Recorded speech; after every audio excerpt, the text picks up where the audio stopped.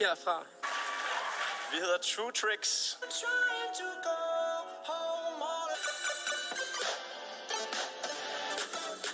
Eller herfra.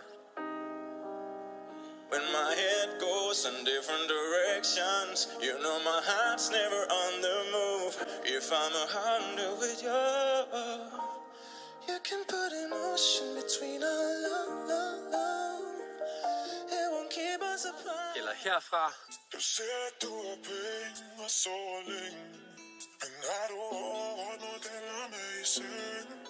Kasper er en mand med mange talenter, så jeg er virkelig glad for at kunne have ham med her på min kanal i dag. Sørg også for at tjekke hans YouTube-kanal ud, Økonomichefen, hvor der netop er udgivet en video med mig, hvor jeg snakker om, hvorfor jeg investerer i aktier, laver YouTube og går efter økonomisk uafhængighed. Sørg også for at give begge videoer et like, hvis du kan lide, hvad du ser, og gerne vil se flere videoer med os i fremtiden. Lad os starte med at se, hvordan Kasper kom i gang med at investere i aktier.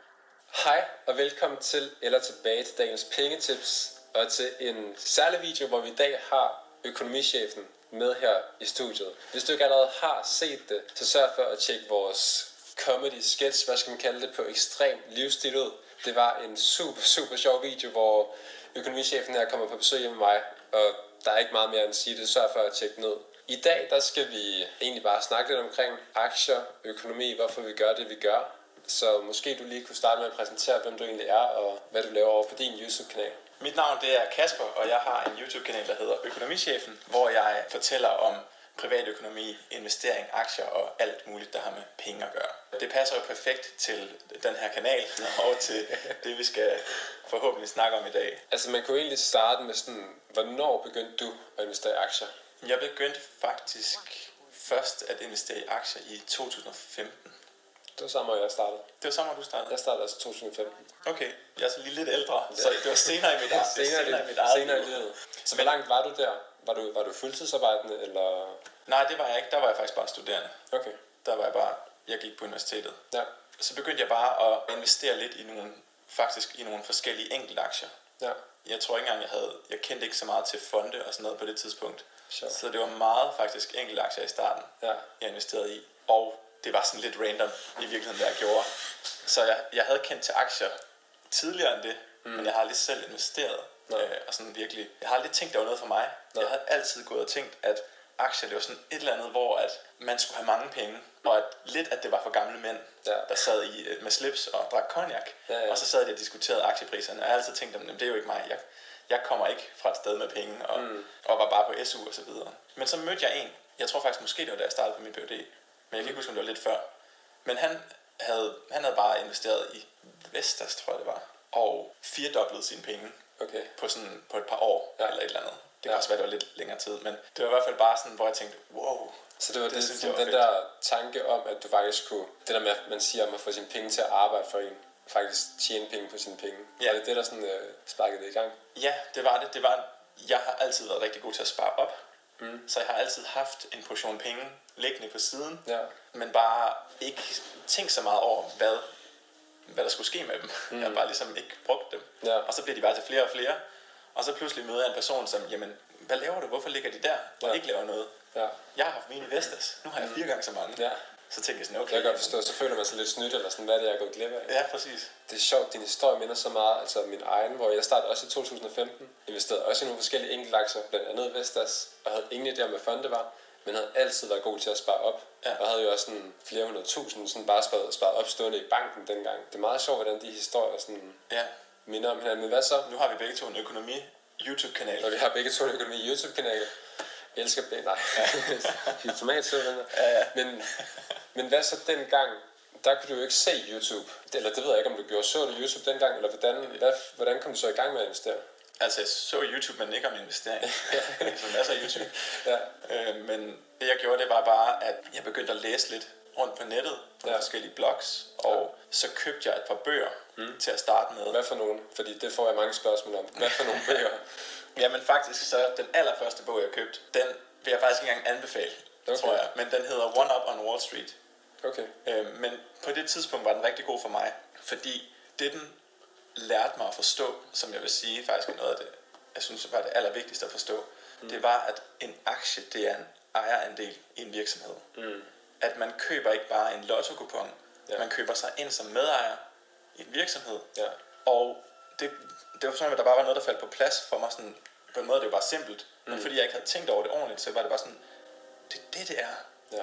Man investerer sine penge i en virksomhed, så bliver man medejer. Og så gør det selvfølgelig en forskel, hvilken virksomhed man er medejer af. Bestemt. Jeg tror, der er mange, der glemmer det. Det tror der er jeg mange, der bare sidder og tænker, okay, nu skal man investere i Vestas, altså sådan, men man glemmer det der med, at det faktisk er rigtige virksomheder med mennesker, der arbejder, og regnskaber, og alle de der ting der. Lige præcis. Og det, som den bog så handlede om, det var meget noget med, hvordan kan man identificere 10-baggers, som de kaldte det. Altså aktier, som dobler sig 10 gange. Okay. Så det var en bog om, i virkeligheden, value investing. At prøve at finde undervurderede virksomheder. Ja. Men du kunne ikke anbefale den? Grunden til, at jeg ikke kan anbefale den, for jeg kan godt anbefale at læse den, men strategisk i forhold til, hvordan man vil investere, så vil jeg ikke anbefale den, fordi at min opfattelse er, at den her idé om, at man kan være i stand til at identificere de her billige virksomheder, systematisk succesfuldt, det er så sindssygt meget sværere, end de fleste tror. Ja.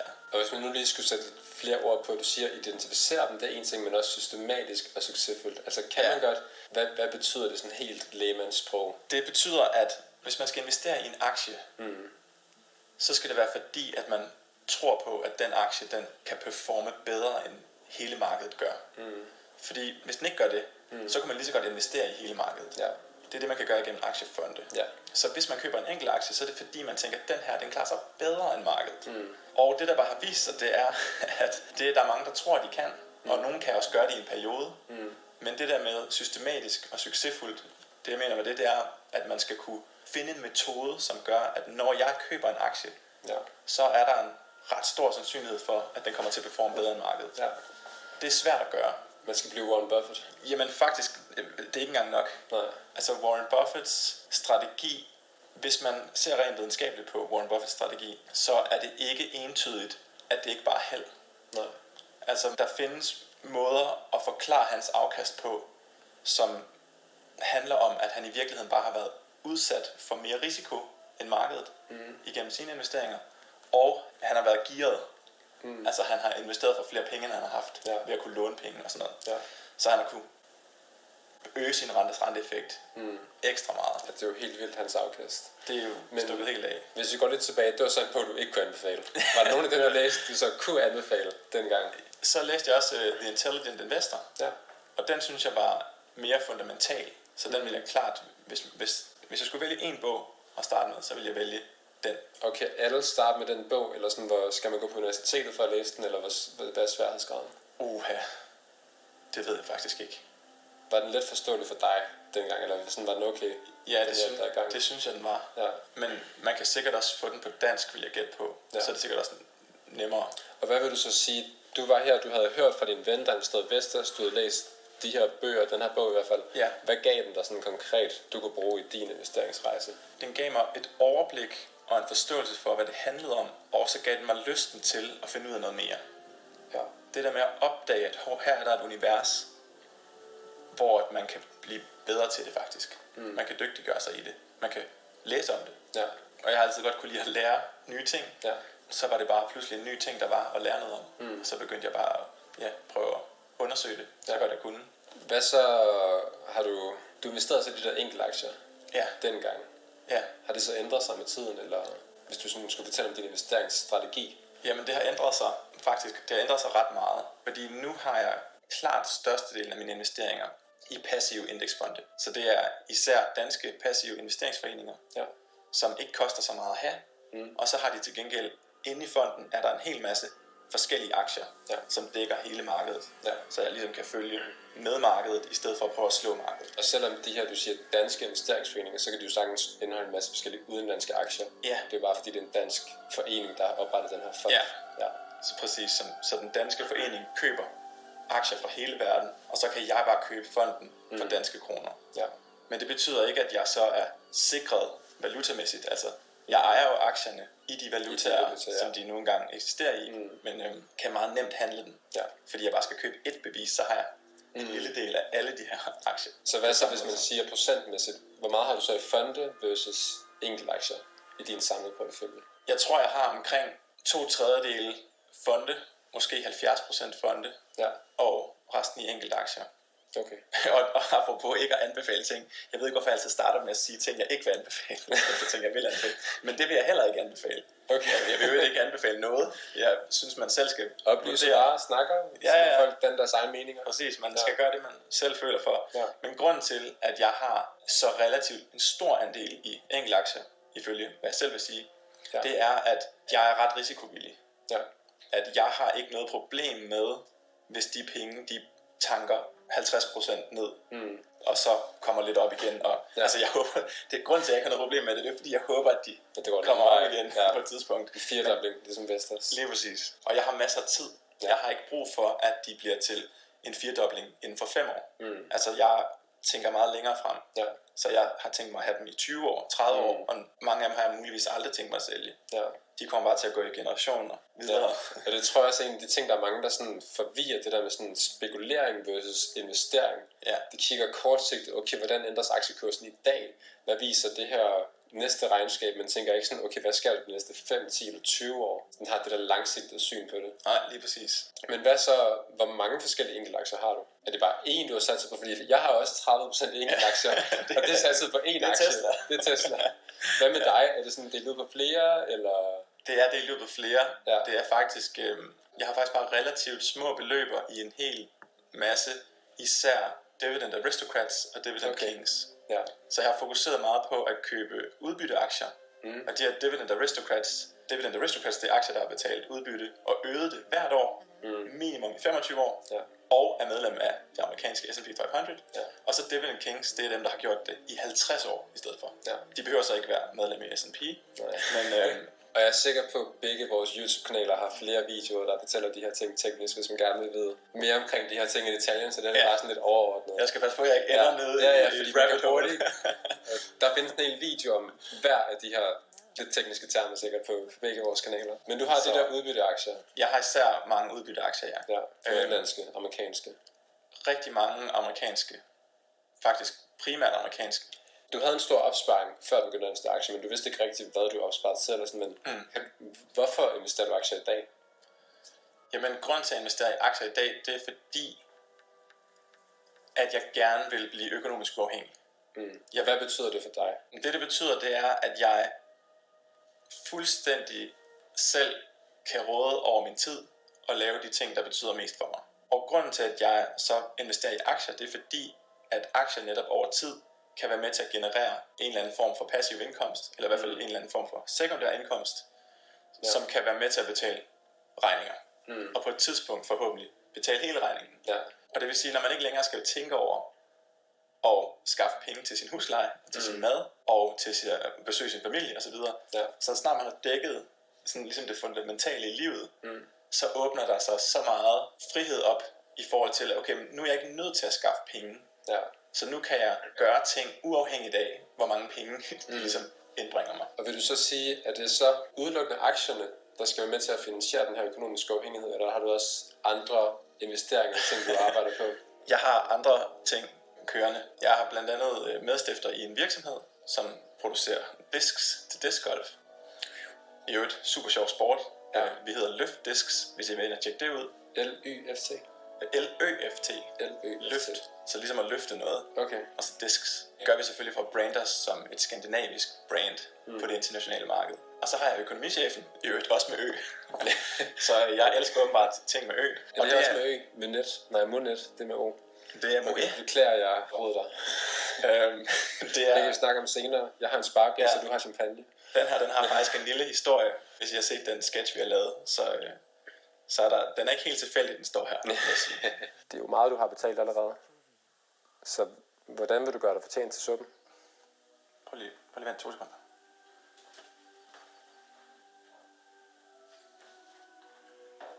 Hvad er det?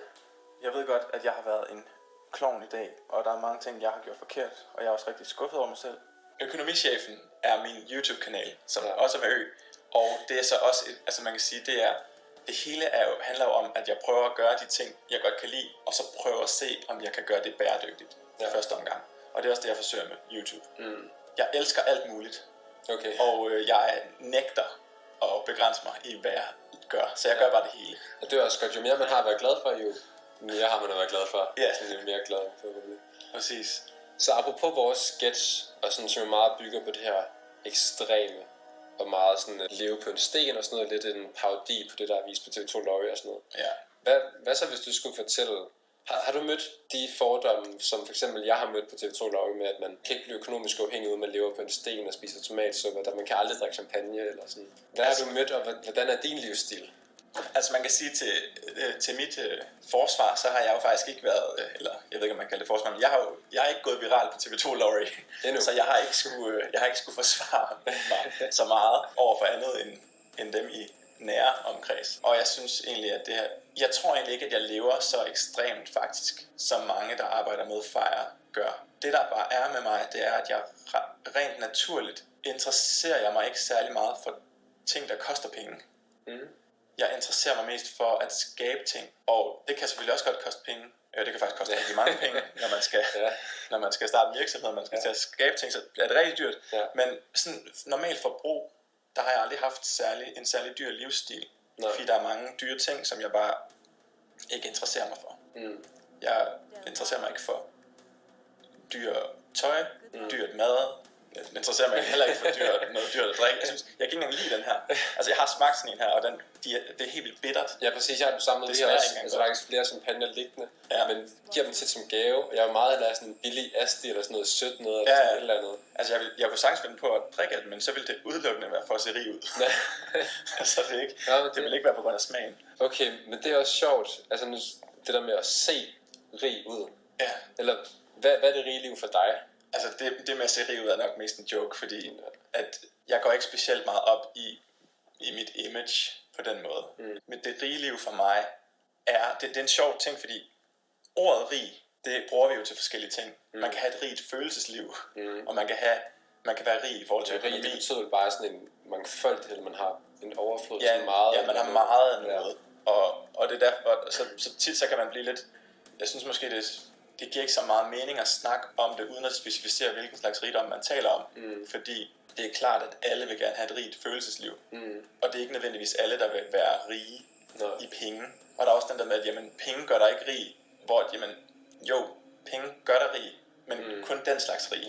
Ja, præcis. Så man er nødt til ligesom at lige udpensle, hvilken udgave af rig det handler om. Men hvis vi tænker sådan overordnet på livet, det der virkelig bare betyder noget for mig,